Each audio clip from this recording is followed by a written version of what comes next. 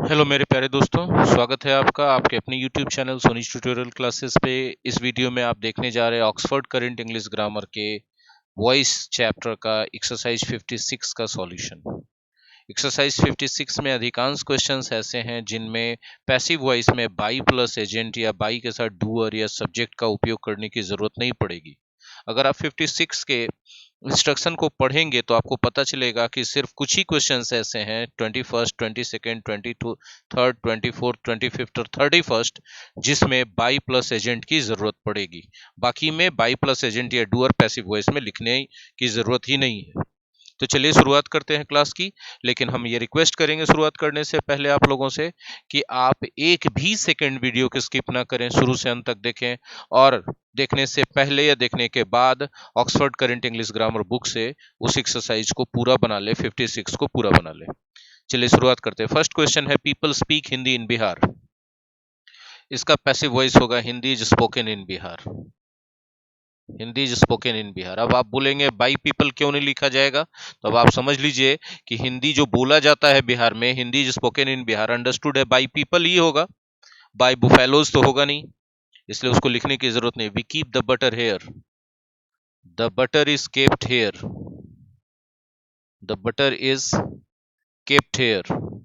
इसमें बटर कहां रखा जाता है ये इंफॉर्मेशन इंपॉर्टेंट है, रखता कौन है इंपॉर्टेंट नहीं है, इसलिए बाई प्लस एजेंट या डूअर की जरूरत नहीं है। Third, we expect good news, good news is expected, good news is expected. बोलिए इसमें बाइस क्यों नहीं होगा, तो इसका सिंपल सा बात है कि गुड न्यूज का उम्मीद किया जाता है हम लोगों के द्वारा। इस हम लोग में कोई स्पेसिफिक नहीं है, सब हम लोग मतलब जितने लोग दुनिया में हैं वो सब के सब, इसीलिए जनरल बात हो गई, इसलिए बाई एस लगाने की जरूरत नहीं है।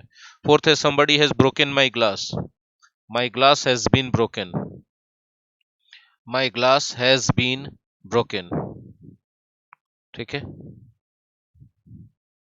फिफ्थ है someone has stolen my pen, my pen has been stolen, my pen has been stolen।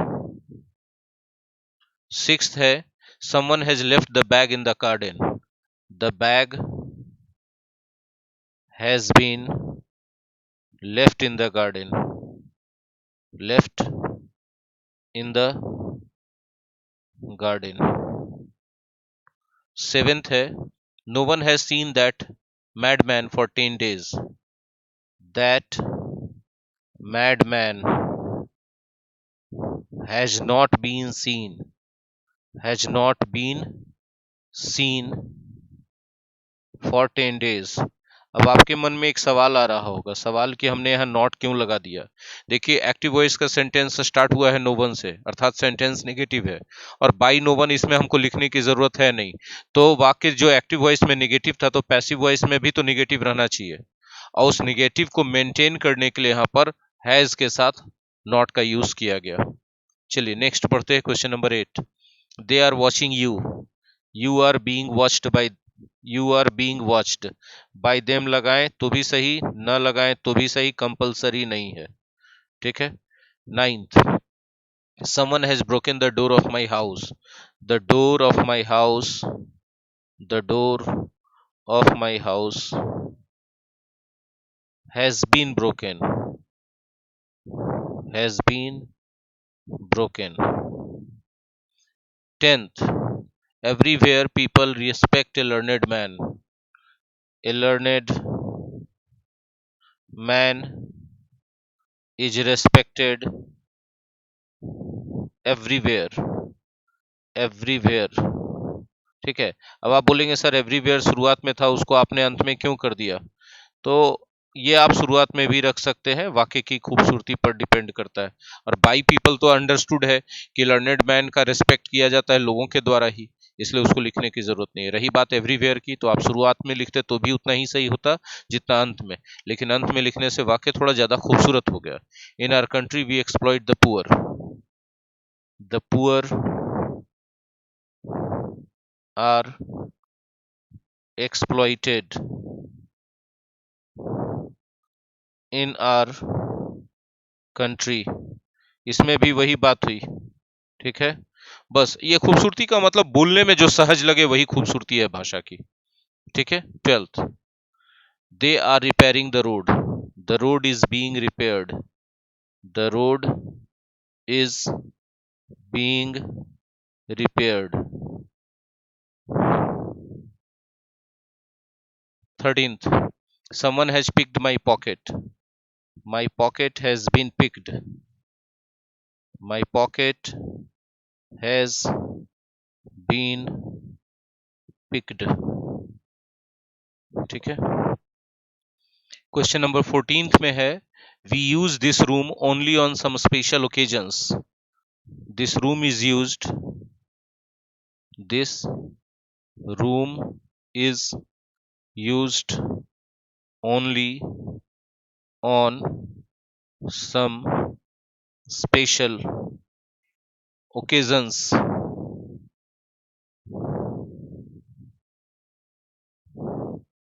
15th number, everyone knows this very well, this is known, to होगा कि by होगा।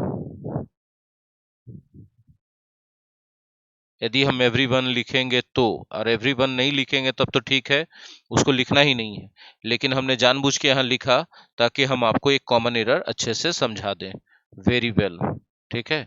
तो पहले तो ये जान लो कि यहाँ पर जो ये एवरीवन वाला पार्ट है, ये लिखने की जरूरत नहीं है, लेकिन अगर लिख दिया है तो नोन के कारण, याद रखना, नोन के कारण ये बाई गलत हो जाएगा और टू क्या होगा, सही हो जाएगा, क्योंकि नोन के साथ बाई नहीं लगता। चलिए आगे बढ़िए। पहले तो लिखने की जरूरत ही नहीं है, अगर लिखे तो, या एवरीवन की जगह कुछ और रहता, राम रहता, श्याम रहता है, कुछ भी रहता, तब वहां पर लिखाता तो टू लगता, नोन के कारण। 16th, no one has said anything about it, nothing has been said about it। देखिए, nothing has been said about it।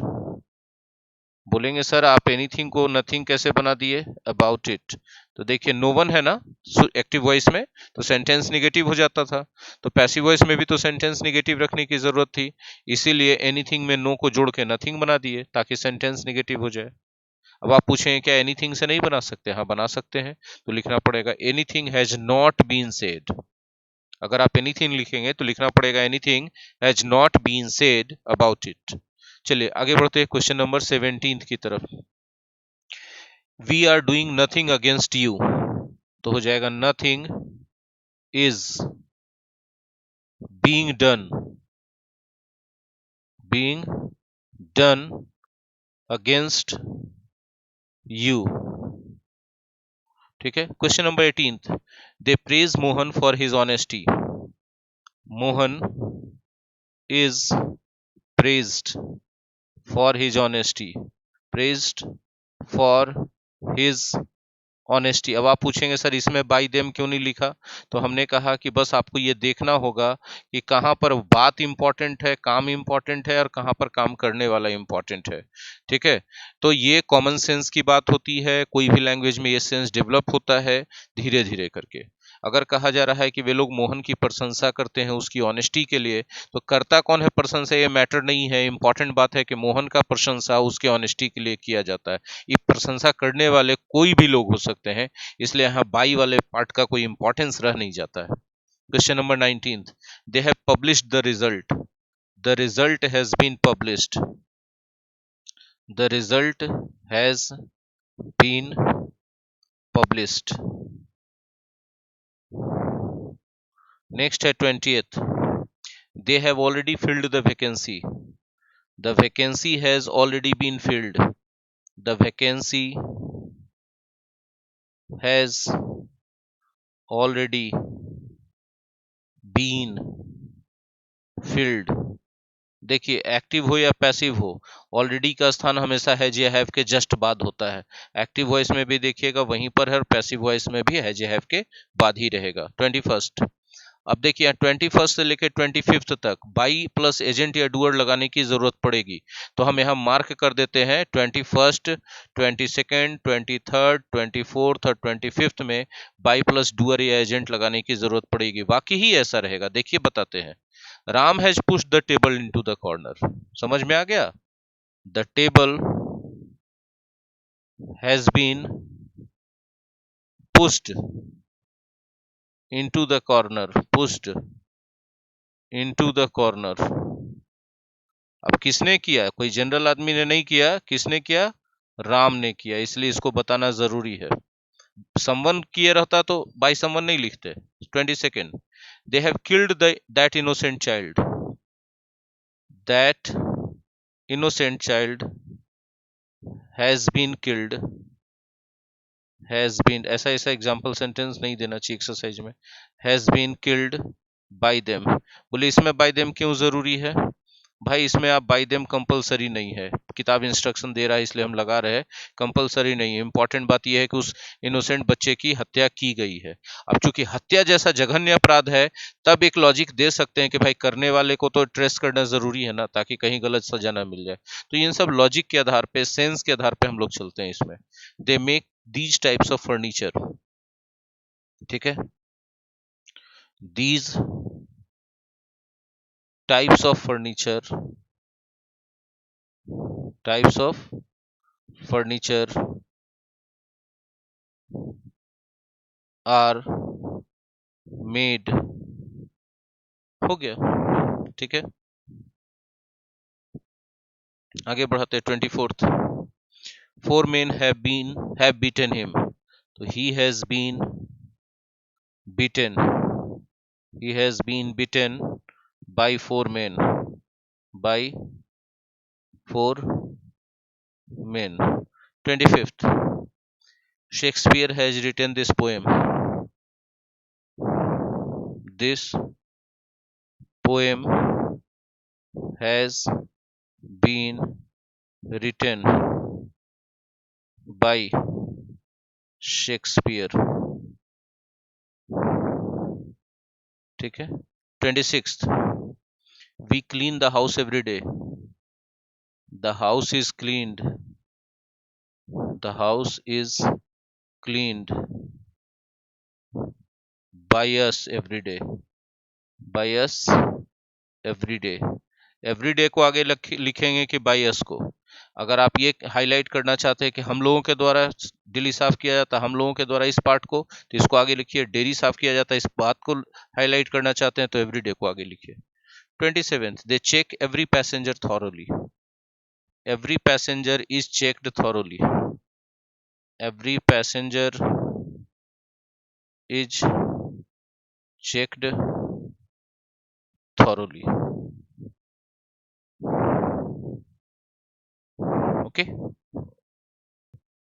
Question number 28, in India people worship the cow, the cow is worshipped in India, worshipped in India।